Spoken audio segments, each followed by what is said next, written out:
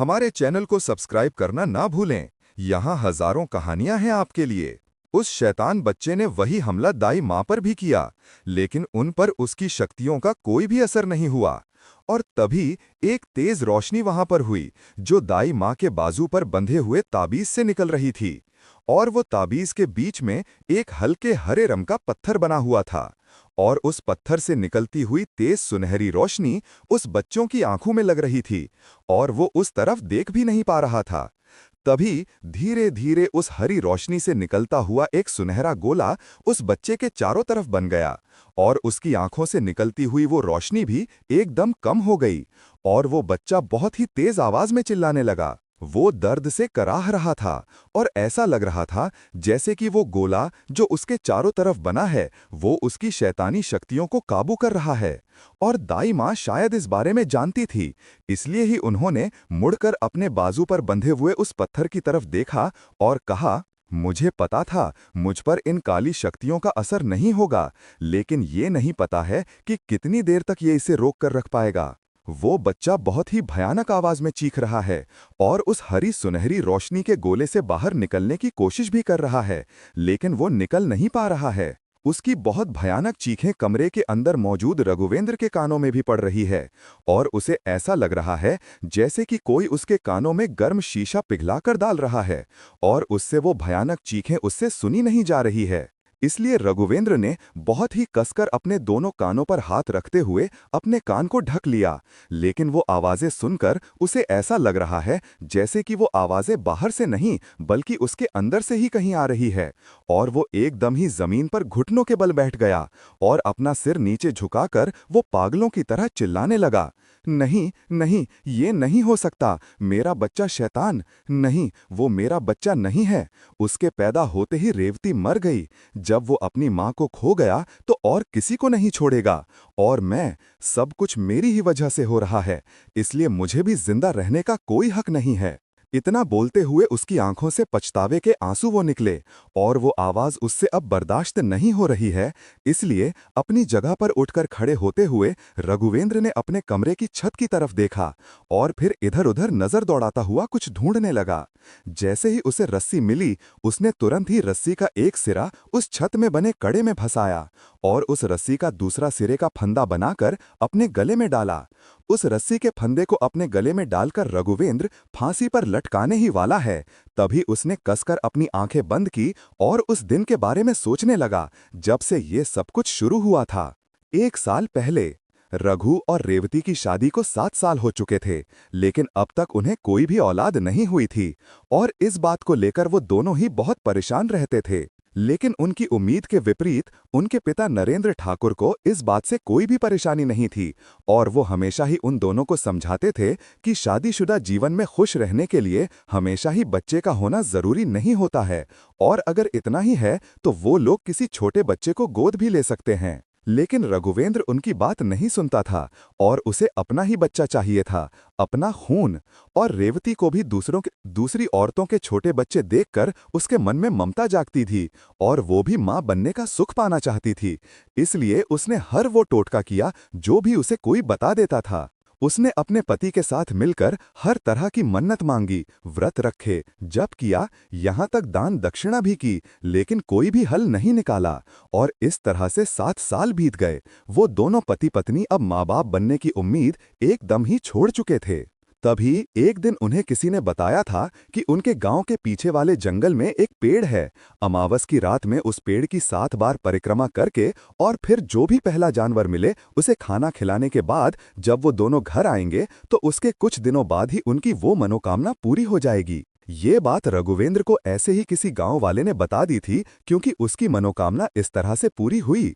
उसे पहले तो इन सब बातों पर विश्वास नहीं था, लेकिन अभी किसी भी तरह से वो बस चाहता था कि उनके घर में एक औलाद हो जाए। इसलिए वो अब आंख बंद करके सारी चीजों पर भरोसा करने लगा था, और उसे लगता था कहीं ना कहीं तो कोई चमत्कार ऐसा होगा ही जो उसकी और उसकी पत्नी की मनोकामना पूरी करेगा।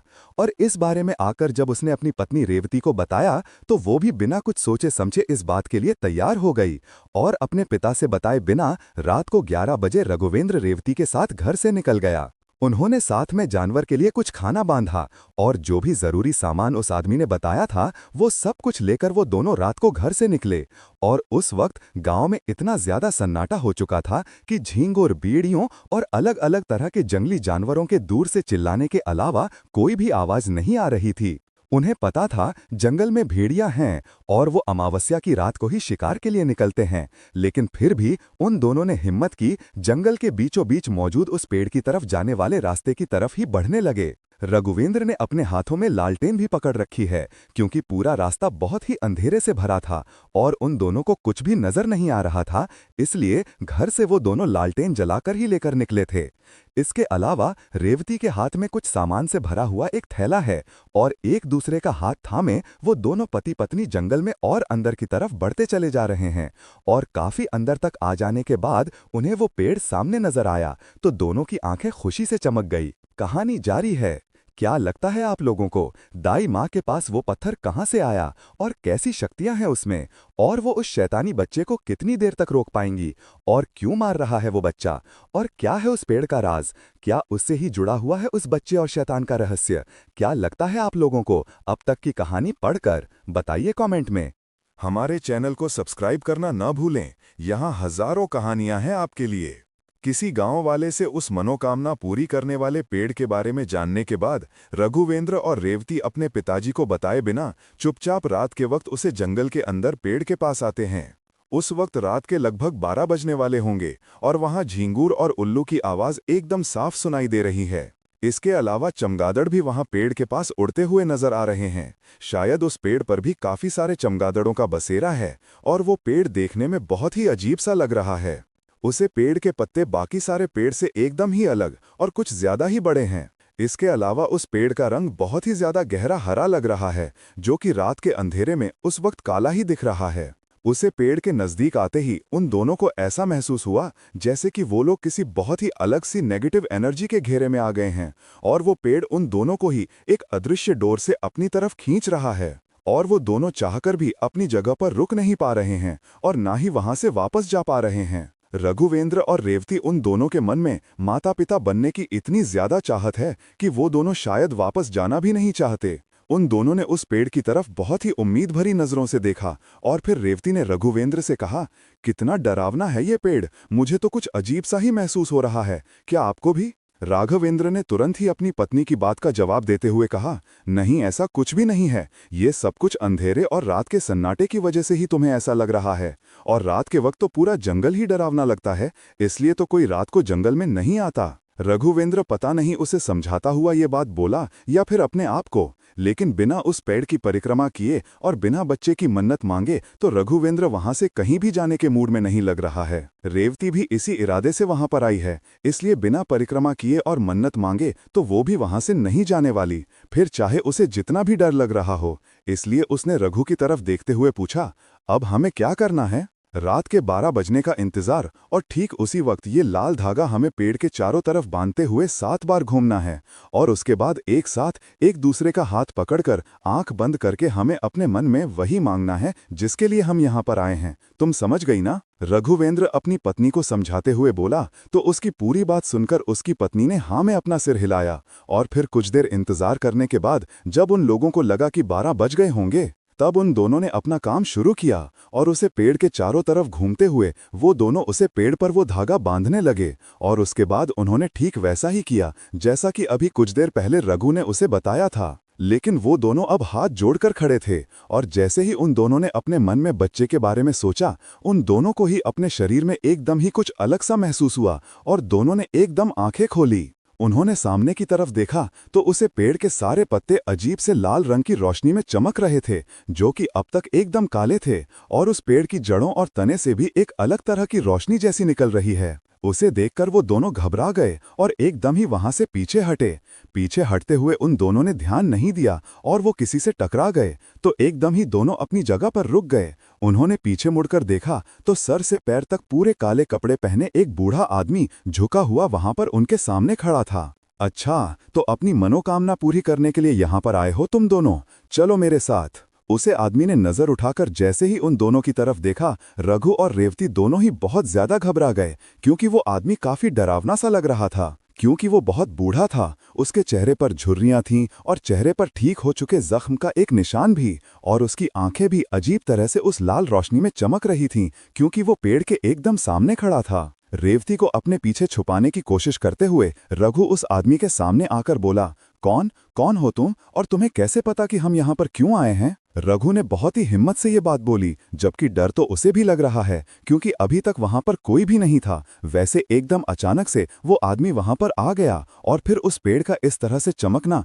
सब कुछ ही बहुत अजीब था उन दोनों के लिए। रघु के पीछे छुपे हुए रेवती ने भी उसकी पीठ पर हाथ रखते हुए उसकी कमीज को कसकर अपने हाथ में पकड़ लिया और कंधे के पीछे से झांककर उसे आदमी को देखने लगी, जो कि सच में बहुत डरावना लग रहा है। और रेवती उसके चेहरे की तरफ ज्यादा देर नहीं देख पाई। उसने अपनी नजरें नीचे कर ली। ये समझ लो तुम्हारी मनोकामना पूरी करने का जरिया हूं मैं, इसलिए अगर तुम दोनों सच में औलाद चाहते हो तो मेरे साथ आओ, नहीं तो तुम्हारी मनोकामना कभी पूरी नहीं होगी। इतना बोलते हुए उस आदमी ने अपनी दोनों हाथ पीछे की तरफ बढ़ाए और चुपचाप वहां से एक तरफ आगे बढ़ गया।